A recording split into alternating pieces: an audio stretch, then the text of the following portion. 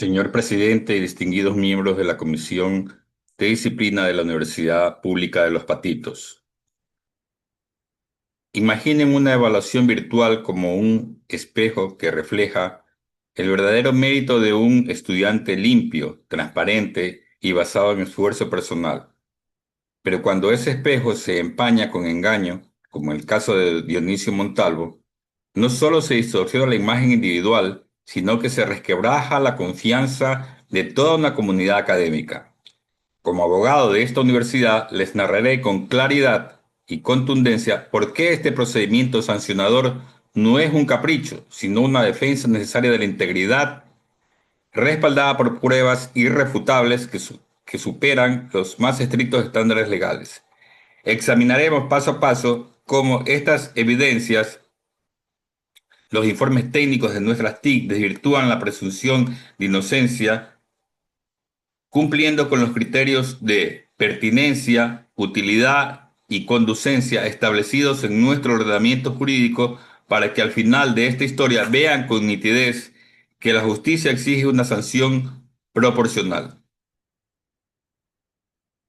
Todo inicia con esa evaluación virtual obligatoria donde el sistema detectó dos sesiones simultáneas con las credenciales únicas del señor Montalvo, una desde una IP en Quito y otra desde Guayaquil, con tiempos idénticos, que coinciden exactamente con el horario de la prueba. No es una anomalía casual, es un patrón deliberado de suplantación de identidad tipificado como infracción grave en el artículo 211 de la Ley Orgánica de Educación Superior LOES, que exige honestidad en los procesos académicos y en nuestro reglamento interno de ética alineado con códigos similares de universidades como la Pontificia Universidad Católica del Ecuador o la Central del Ecuador, donde el fraude erosiona la igualdad de oportunidades. En el presente caso se violan no solo las normas internas, sino principios superiores del artículo 13 del Pacto Internacional de Derechos Económicos, Sociales y Culturales, que obliga al Estado a una educación adaptable y libre de discriminación, y el artículo 3 y numeral 8 de nuestra Constitución de la República del Ecuador, que manda a erradicar la corrupción para una sociedad en paz. Ahora, entremos en el corazón de esta narración.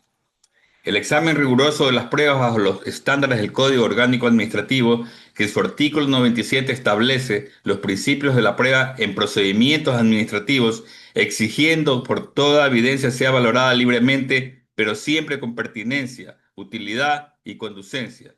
Estos criterios no son abstractos, son herramientas concretas para separar la verdad del engaño, y aquí las aplicaremos con precisión quirúrgica a los informes de TICS, logs digitales certificados por peritos, con metadatos intactos y cadena de custodia verificada.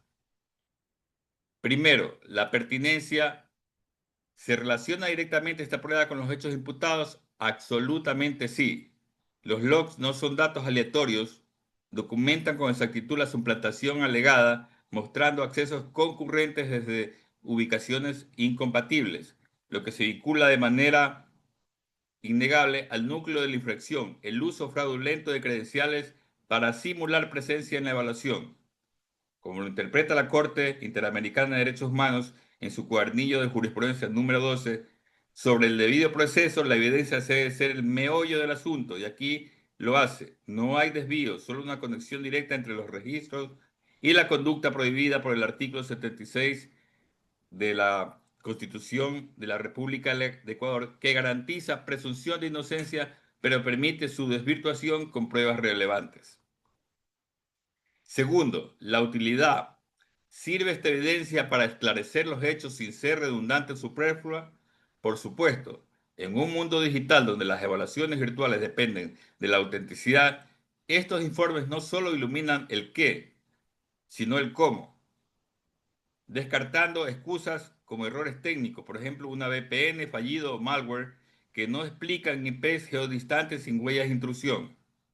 La observación general número 13 del Comité DEX del PIDEX enfatiza que en contextos educativos las pruebas deben ser prácticas para mantener la adaptabilidad, y estos logs lo son útiles, concisos y decisivos, evitando dilaciones injustificadas como las prohibidas en el artículo 4 del COA.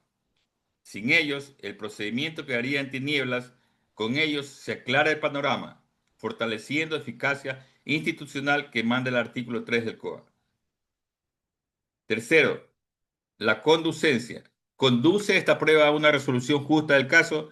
Indudablemente, es idónea y proporcional para probar la autoría y el dolo, guiando directamente a la conclusión de responsabilidad en sentencias como la número 785-20-JP22 de la Corte Constitucional Ecuatoriana, que pondera que las evidencias deben llevar al juez, en este caso la comisión, a una decisión equilibrada con enfoque pro persona, pero sin ignorar el interés colectivo. Aquí los informes conducen inequívocamente, pero están sincronizados. Las IP divergentes y ausencias de anomalías técnicas probadas desvirtúan cualquier coartada, alineándose con el artículo 8 de la Convención Americana sobre Derechos Humanos, que exige garantías judiciales en sanciones administrativas. No es mera especulación, es una ruta clara hacia la verdad.